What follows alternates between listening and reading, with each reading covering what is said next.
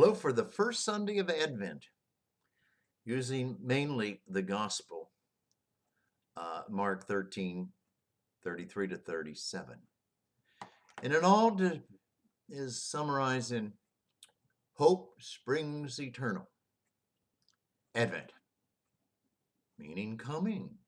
Coming to what? It's a time of waiting for the coming of something, like a little child. A little child during this time of Advent is looking forward to the coming of Santa Claus. And he or she just can't wait. Tonight, Mom? This week? On and on and on, waiting for Santa Claus. Advent, a time of waiting or hoping for the coming, like we all are, all over the world. The time when this virus will be gone, COVID-19. Coronavirus, it will be gone, and we'll go back to some type of normalcy. I can't wait. I hope it comes soon.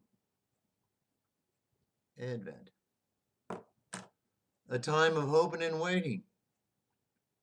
I'm well over a week in quarantine for this virus. I've had my test.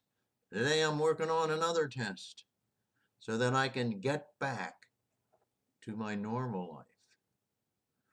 I think I'm worse than a little child. So Advent is a time of hope. In the church, we begin a new year. Sort of crazy.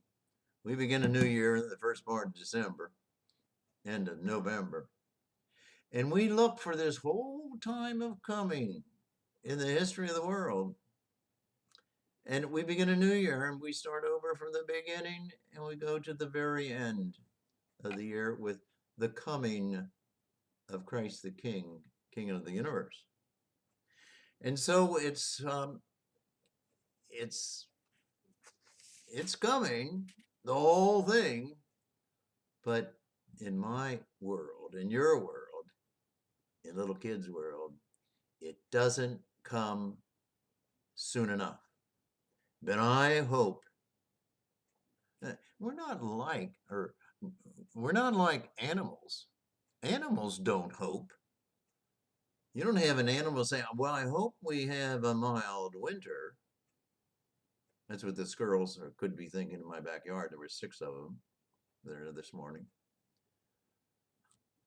I hope we have an early spring and it's a short winter.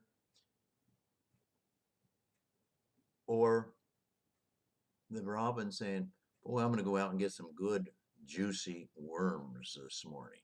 I hope I can. Animals don't do that. Humans do that. And when we hope for something, and we hope for a blessing, not a curse. We hope that it'll be positive and not negative. This hope, it shapes our actions. We hope to be somewhat very positive. But it is slow. If we didn't have hope, what would life be? What if there's no hope? No hope for the positive. Well, that's dangerous. That leads to despair. That leads to suicide. Not the human that you and I are. We hope for good things to happen. And so the church begins and uses that first reading, especially in the Old Testament, when the people in the Holy Land, they had hope. And you can read it in the scriptures of the Old Testament and the New Testament. They hoped for the desert to bloom. They had the sun there, they had the warmth there, they didn't have the water there, but they could get the water there. Well, to a large extent, they have done some of that. Haifa is known for its juicy oranges that today are shipped all over Europe. I remember. We hope positively to get rid of the negative or the darkness, to get rid of a divided, scattered world and unite it into one. That's legitimate hope. Hope that the blind will ever be able to see now, that the lame walk, etc. Hope springs eternal. And the epitome of the whole thing is I hope it's the coming of the Messiah. And the Messiah has come. Jesus Christ, the Messiah. He has suffered. He was born, he suffered, he died, he rose again, and he went back to his Father. And he says, there will come a time in the kingdom of God when I come back and all things are perfected and will be unified at the end or at the beginning of the kingdom of God. So it's only just begun. And it apparently has a long way to go. And even in our religious life, we're like that little child hoping and waiting for Santa Claus. We're like that world today hoping and waiting to get rid of this pandemic, this coronavirus, and go back to normalcy.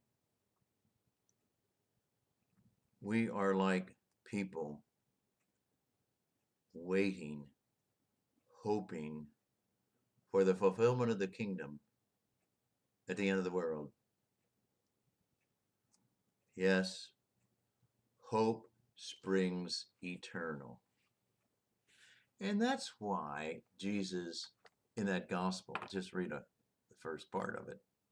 He says, hope, wait, and be ready.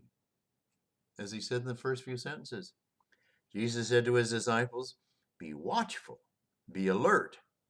You do not know when the time will come. It's like a man traveling abroad, but then he's coming back. And you don't know when he's coming back. And you wait, and you hope, and you be ready. Have a good Advent and Christmas and the end of this pandemic and the fulfillment of this world. Hope springs eternal. Have a good day.